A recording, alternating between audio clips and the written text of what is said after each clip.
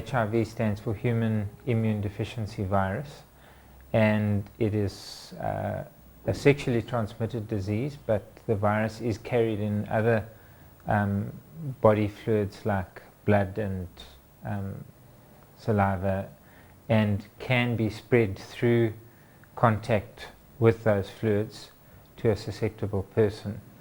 And AIDS is the disease that results, it's a syndrome that results from the progression of the HIV infection within an individual to the point where they are no longer able to resist any infections to which they might be exposed and develop all sorts of different, what we call opportunistic infections. We think that maybe amongst this monkey virus, which resembles the human virus, maybe about 100 years ago, there was one type of that virus which had the right structure to infect human beings.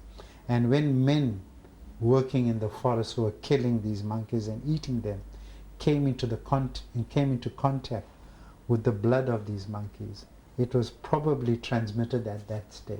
HIV infection is just the presence of the virus in the blood. It can be asymptomatic on the beginning or even for many years, you know, when the patient is well looked after.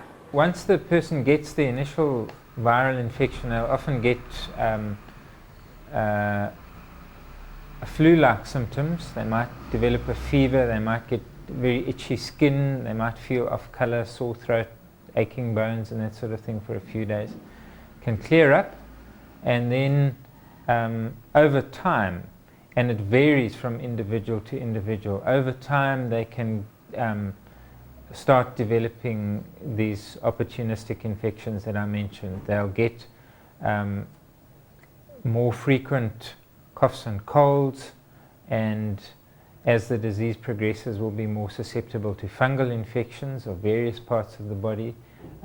They will very often get pneumonia, and the big one that we see in this area is tuberculosis.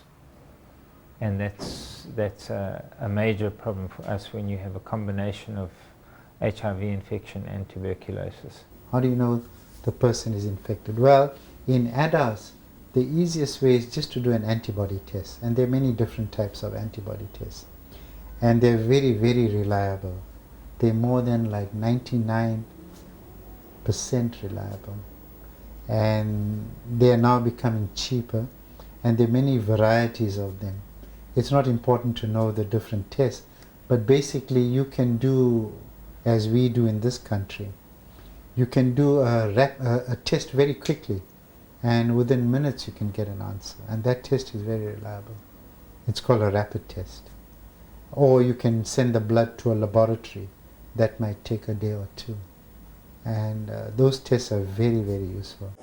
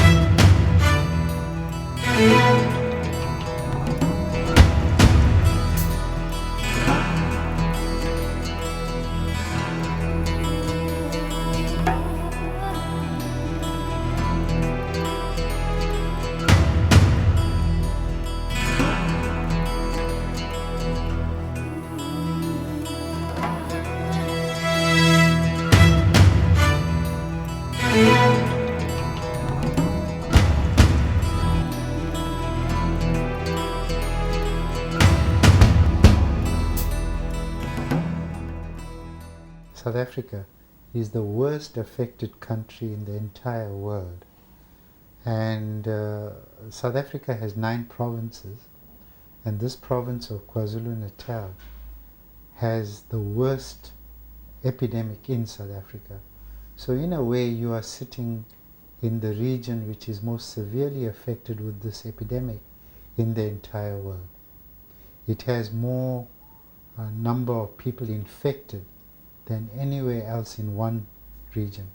So for example, in South Africa, although the figures differ a bit, about roughly 5 million people out of a population of say 42 million are infected, HIV infected.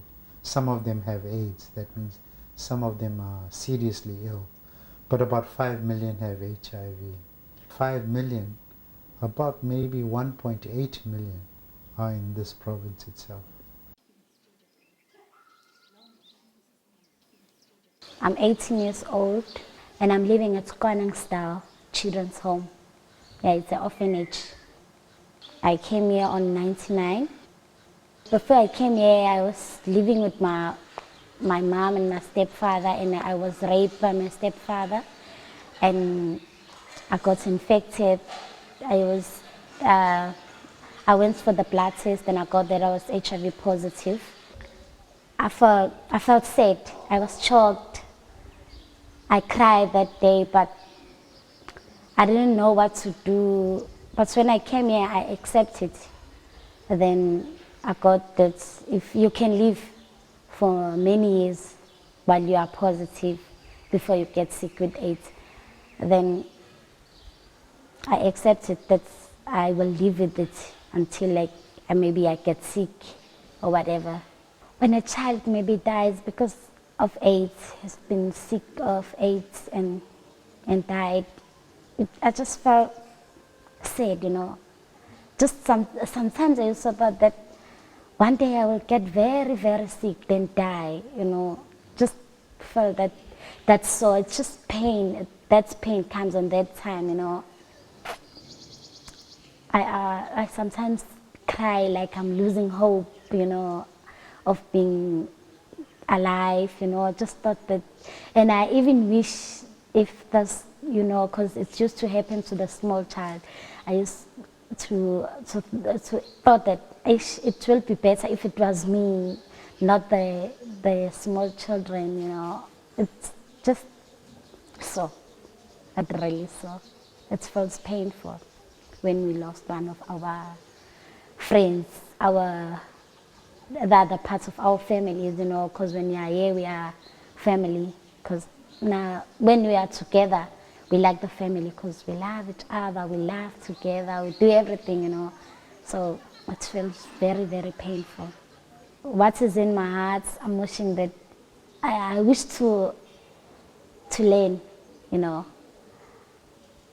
and to be something one day, and to tell other people about my life, what I've been through, and everything, you know. And I'm wishing that other children could see what is happening in this world, you know. Because other people don't understand, and they don't know that AIDS is a real thing.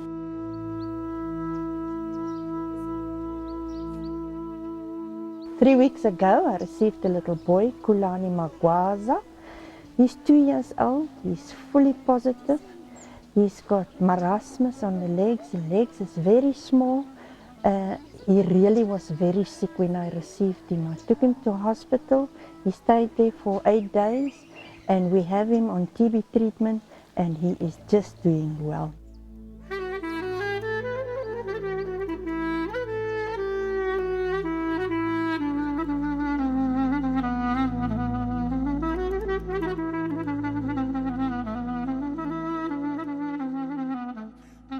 We're catering for 89 children at the moment. Children which are abandoned, children in need of care, children has been sexually and physically abused, children that is really orphaned by AIDS. The daily lives of our children is such that every child's needs are met in this children's home. We really try. The little ones have a children's home, a creche to go to every day. Then from grade 1 to grade 7 they go to the primary school, and from grade 8 to 12 they go to the high school here in the community. We also work closely with the community, and it's really working well here. We started here in 1988. I'm also from a children's home myself. I was in children's home from 3 months to 18 years. And this is my way of bringing back to the children what was my life before and what I can give to them. I was also raped at the age of 12, and this helps me in my daily life to work with the children, to have such a close relationship with them, and to tell them that there is hope at the end of the road. I love you, I really need you. You are the reason that I sing that song. With all of my heart, with all of my soul, with all of my strength, and I give you the praise. You're the one that I love, you're the source of my heart. I really need you. I'm working here at Skoningsdal Children's Home. I'm responsible for a small child. Her name is Teaspoon, but it is a nickname. Her real name is Noluthando Mncube. Her mother was died. He was shot by her father. But her father now is in prison. And she's got AIDS and TB. She ate her treatment very well. And when he was come here, she was 2 kg. But now she is improving well. She is 4.1 kilo. She is nice, she is smiling, she is so nice to me, and I take her as my child, and I love her so much.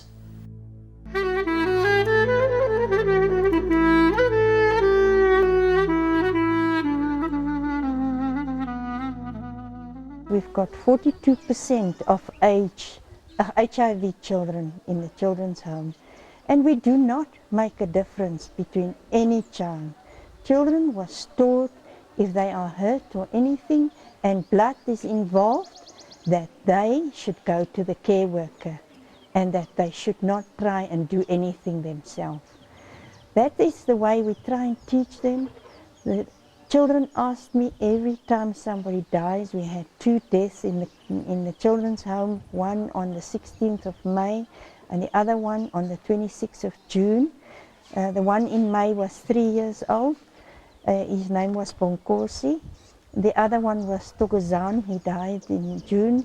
And really, at the end of the day, you feel it because the children crept into my heart.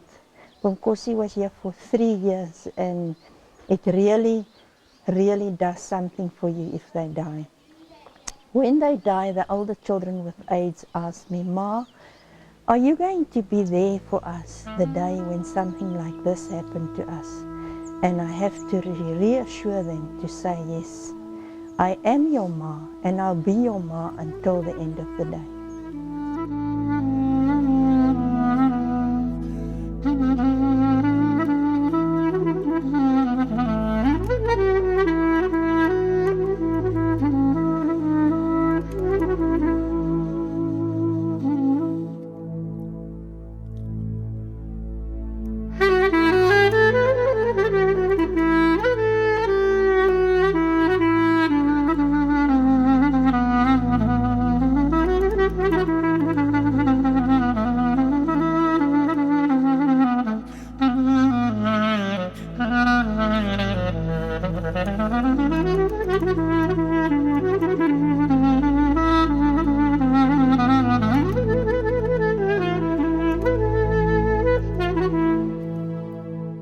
HIV infection is affecting all people, and especially the young women who are sexually active, and they are in the big risk to be infected with HIV. And those young women still want to have babies, even if they are HIV positive. You can't say that mother who is HIV positive shouldn't have babies. It's her decision. It can happen that a pregnant mother who is infected with HIV can transmit that virus to her unborn child. And this is the major cause of HIV in children, is in fact transmission from mother to child. And this is why we have a fairly well developed what we call a PMTCT program, Prevention of Mother to Child Transmission, where we offer testing to our pregnant patients so that they can identify whether or not they are infected, and if they are infected, that we can then offer them antiretrovirals to prevent the transmission from mother to child. Not all babies born to infected mothers are infected themselves, and in places where this can be, where there is the capacity, delivery by caesarean section has been shown to be a preferable route of delivery in terms of reducing the amount of infection, and it's because it's been noted that normal deliveries increase the risk of infection. Can we prevent another form of transmission from mother to baby? And the answer is yes. And if you were to ask me, of all the successes we've had in this epidemic, this is one of the largest successes. And in some parts of the world where we've taken measures to reduce that transmission from mother to baby, there's hardly any infected babies left in the West. Hardly any infected babies. And the reason is, when the mother is infected, you can give antiretrovirals, and you can, if about 25 babies were going to be born infected, you can reduce it to about 3 babies only. So that's very, very good. I was infected with TB, so I treated TB 18 months, but there's no difference. So I told the doctor that I'm still coughing. Dr. McDonald told me that there's no TB now. There's no TB now in my chest. They told me that we can go to buy say cough mixture, but cough mixture doesn't help me. So I started to go there to check my blood, what's going on. So they told me that I'm HIV positive. The factors which are important would be the nutritional status of the patient, the HIV status of the patient. Cost is very important because triple therapy is an expensive. It is expensive to treat HIV. I need something to eat, something nicely, some vegetables, apples, everything. I don't have money because all that money goes to the tablets. And I think family supports, friends, these are all important factors in treating someone with HIV. I don't have friends. I'm staying alone here at home because the friends they know maybe they're scared. They saw me. Always I'm sick. So I'm staying alone. There's no friend from now.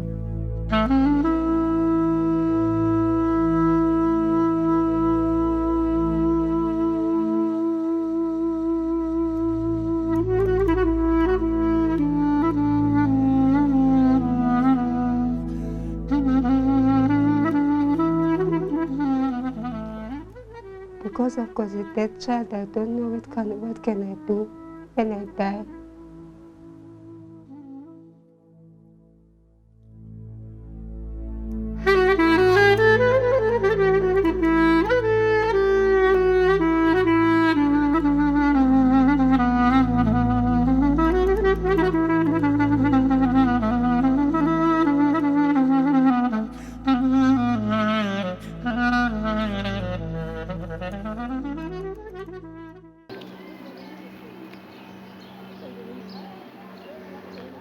uNomeni wagula esemncane. Uma egula wayehamba esibhedlela eKing Edward. Kwatholakala ukuthi after 3 years u-HIV, and so wayesetreatwa-ke kusuka lapho till kuze kube manje. Uma wakhe kutholakala ukuthi u-HIV sazi ukuthi ube etreatwe eKing Edward, eseshonile uma wakhe nge-car accident. Esegula uNomeni-ke sasesihamba-ke ebhedlela emakliniki kwaze kwatholakala-ke seshonile uma wakhe ukuthi kufika onompilo ekhaya. uNomeni u-HIV kusho ukuthi wayengasichazeli thina ukuthi u-HIV umntwana. Wayewumntwana ogulayo nje sazi ukuthi uyagula singazi ukuthi u-HIV. So-ke manje sesazi ukuthi u-HIV sebesitshelile onompilo. Sasesihamba-ke emakliniki sihambe esibhedlela emshiyeni etreatwa till kuze kube manje.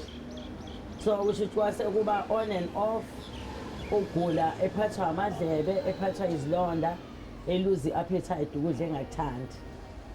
Kwaqhubeka ukugula till kuze kube manje. Usagula-ke i-HIV. Sesiyakwazi-ke lokho ngonompilo no-nurse besichazela ukuthi umntwana u-HIV ngoba sebechazile emshiyeni ukuthi umntwana uyagula u-HIV useyatreatwa.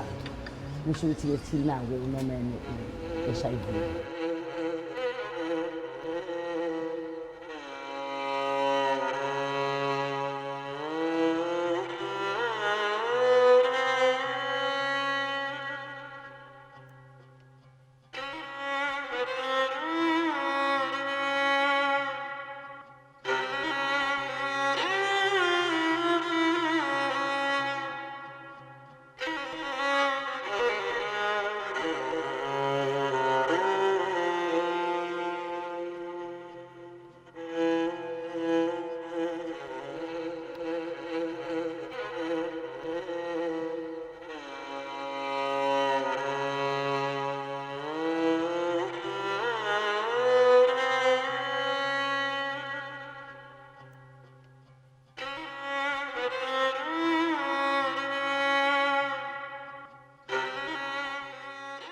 I was raped while I was at town.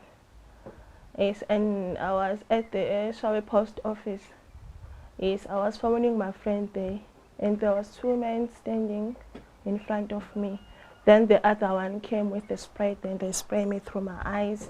Then I got mad. I don't know what was happening. They took me to the forest and they raped me there. When my mind came back, I didn't know what was happening. Yes, because they were looking at me and they were shouting at me and they beat me and they had a gun and they put it on my mouth. They say I must not speaking out loud. Yes, while I was raped, they took a blood test and they say I was negative. Then they say I must come back after 6 weeks to do another test. Then after 6 weeks, I just go back and my results came back positive.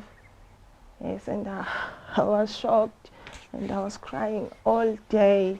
I don't know what to do. And I was thinking to commit suicide, but my mom said, it's not the end of the world. I have to admit it and forget about it.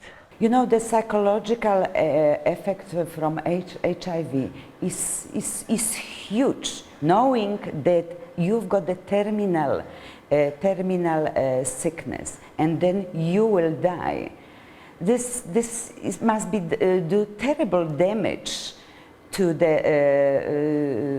psychological side of the patient, and how to deal with this, you know, is a big issue. Some of the patients they can't cope with this. We can hear, you know, in the community that the people can commit suicides, that they go into the deep depressions. Sometimes I think about it and cry, because I don't know if still I have a future or I don't have a future.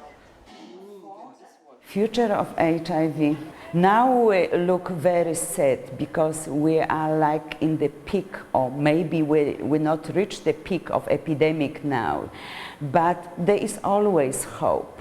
There are a lot of research on the vaccine, which can prevent the infection of HIV in the future. And this is one hope. Another hope is to find the cure. And that is the hope for us and for the patients. This is all right. Okay. Oh. How are you, Ma? Okay. Yeah, relax.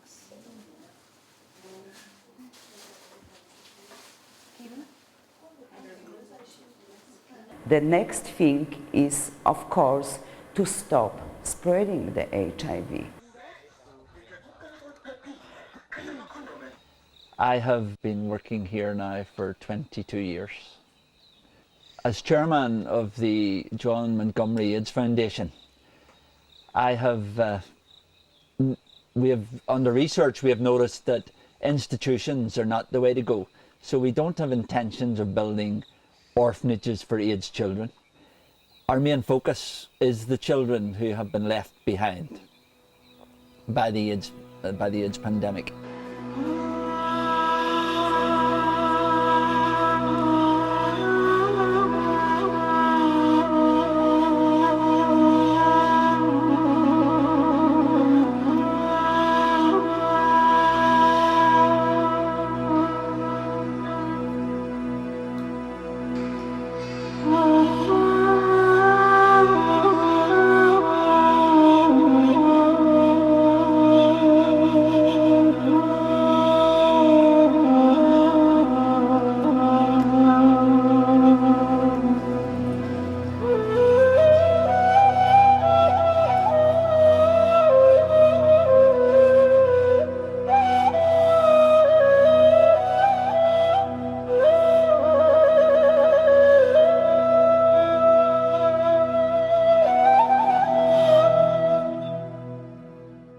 We have looked at building homes rather than orphanages, where we would create a family and create a family environment so that the children will grow up to aspire to better things. In the next few years, we're expecting as many as 3 million AIDS orphans. Our idea is to come up with something that the people will be doing for themselves and that will be sustainable. It's not a feeding scheme. We are hoping to teach a business. We're hoping that we will grow vegetables commercially and the profits will be of such an extent that it will sustain small communities. It's not only hydroponics that we're looking into. Hydroponics is a very scientific type of farming where we grow a lot of goods in a very small area with very little water. At Elamoya, the foundation have a borehole that they've drilled. They've got ground that has been given by the traditional leader so that we can build our shade house. And we've had quite an extensive piece of ground where we hope to not only do the hydroponics, but we will go into poultry, fish farming, goats, sheep. I believe that the only way we can cope with this AIDS infection is by turning it around. And the only people we can turn it around with are with the children. Because already the cultural side of the Zulu culture, where it's male dominated, and the male often refuses to use any form of protection. And he prides himself on the number of partners he has and the number of wives that he has. And with a woman is dominated that she can't say yay or nay. He decides when it's going to happen and when it's not going to happen. Yeah, for the rural areas, male domination is still there. For the rural areas, it's still there, because if a man can say that, okay, I can take as many wives as I like, and not being aware of the consequences. Okay, one wife can be faithful, because let's say a man has 5 wives.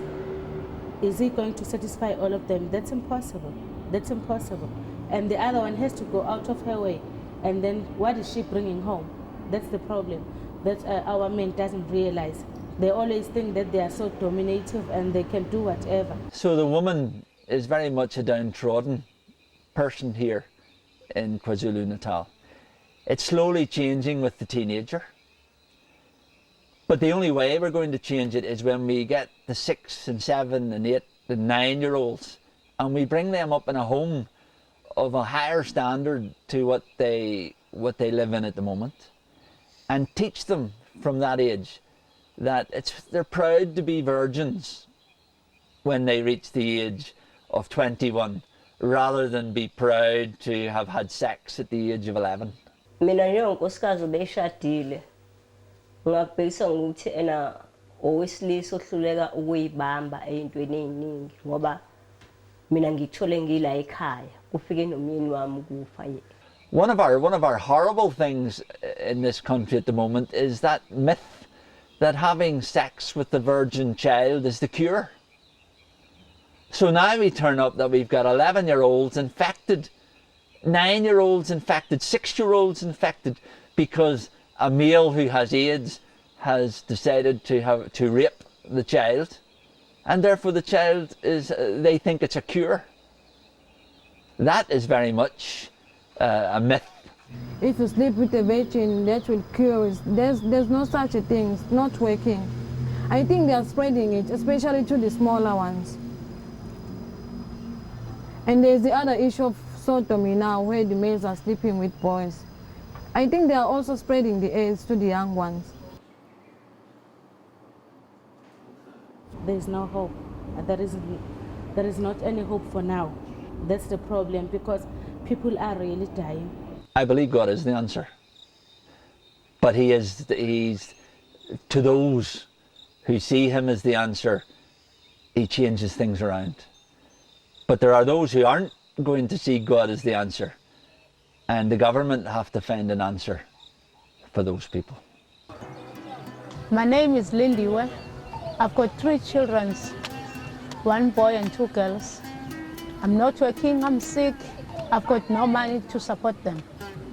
I slept at the hospital for 2 months.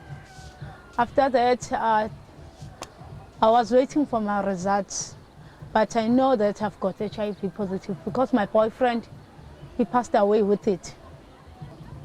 I never used condom, I trust him because we were 8 years together. That is why I trusted him. But now I know I've got HIV. When it comes to this disease, it is associated with the private life, so nobody is prepared to talk about it. It will take some time. We encourage the people to come out. Those who are brave enough to come out, they are being scorned. People are shying away from them. So it is a long way to go, but we are trying by all means to encourage people to open up, to disclose their status. It will make the disease more manageable if a person got infected and then let others who are closer to him or her know about it. I think she knows about the HIV because he knows my boyfriend died because of what. And secondly, she supported me too much, very much. And my sister, the one you saw, my sister supported me, everybody here, they supported me. My mother, she's my friend, she's my parent, she's my everything. I don't like friends because friends come here to see me how much I lose weight. After that, she going to tell neighbor, after that, he tell another friend, and they point at me when I'm going on the road. On the beginning, HIV was connected with the big stigma. You know, if you are HIV positive, you know, you have to be eliminated from the community. You know, it's something like this. The people, they didn't want to talk to you, they didn't want to touch you. Even if in the hospital, we were scared on the beginning because we didn't know much about, you know, how to deal every day with HIV patients. But now we know, and the patients should know, that the people with HIV, they are our patients, and they are people you can have a normal relationship. You can't talk to them in a different way. They are, you know, among us, and it's nothing wrong with them. We have to accept this, and you know, in the health service is already that way, but should be that way in the community as well, because those people need help, need support, and they need to be with others. They can't be isolated. I think the high rates of infection is that the government doesn't take care about these people who are HIV positive. There's no cure. They must build clinics and take the people who are HIV into that clinic and put them in the right place. Sometimes there are people that got no money to buy food. If you are hungry, you can't drink you can't take the tablets. They can't give them the money, they are not working. They've got no money, no food. The government is trying to do all in its power. But the best piece of it is that now they are coming out of the office, talking it inside the office. It's not helping those people out there on the outskirts of the nation as a whole. My point of view of having such a spread of HIV/AIDS in South Africa, I think it is the government who didn't act on time. Because I know from 1994 there was a program on HIV/AIDS which was never implemented. It was a 5-year plan, a strategic planning for 5 years. And then from 1994, but it's never been implemented. Up to now, it has never been implemented. And I mean, instead of training more people as educators to go and educate the people about the disease, so they didn't do that. So they were just relaxed. Though we knew in some of these countries in East Africa, they were already, I mean, the population there was already finished, and the government was not serious about it, and it took so long. And then also with poverty had such contributory factors. We found that the young girls will become prostitutes just in order to get money to look after their children. Even the married women, we find that some of them, they go and become prostitutes just to get money to feed their children, to school their children and everything.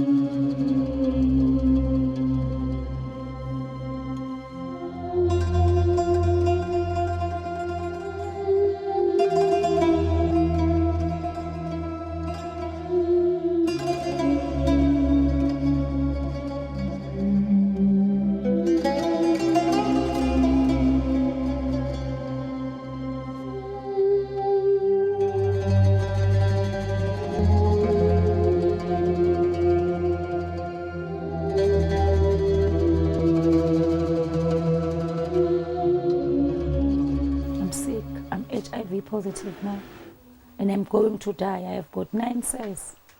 I'm all right. The problem with my daughter and son, today or tomorrow I'm died. I'm not work. I haven't got money. Yeah, the only problem.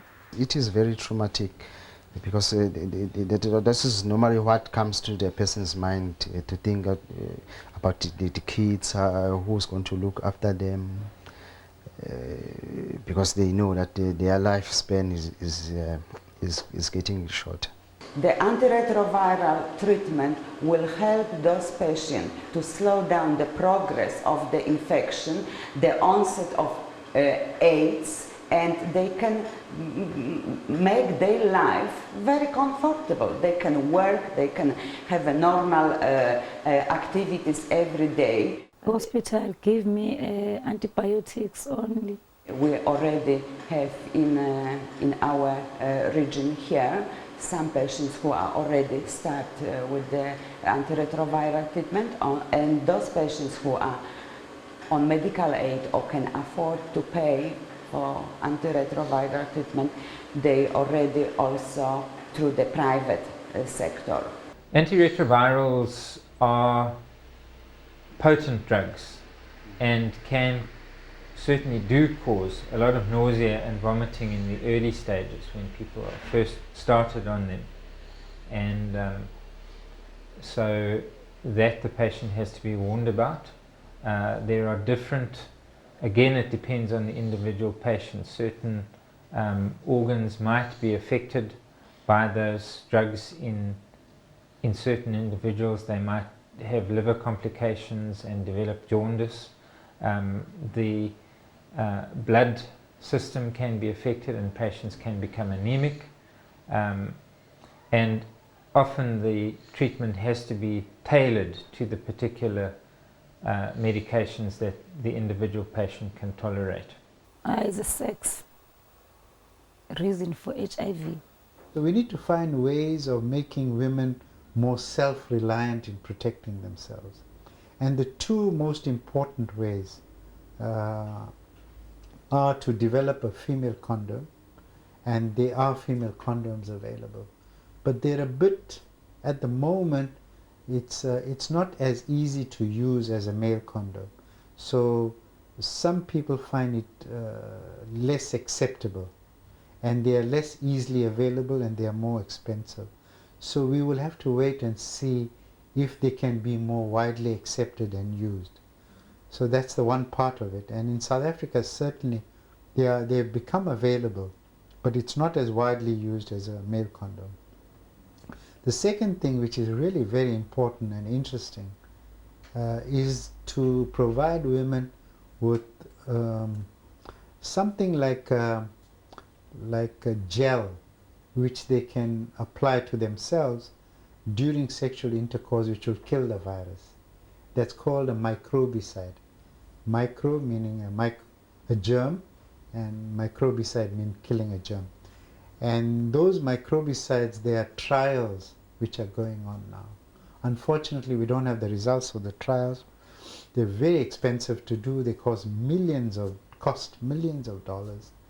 And the few trials which are underway will hopefully find an answer to protecting women, so they can do it themselves rather than rely on a man using a condom or the discomfort of using a female condom.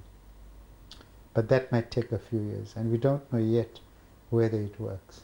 Every day I'm praying, please God, give me a chance to wake up and work.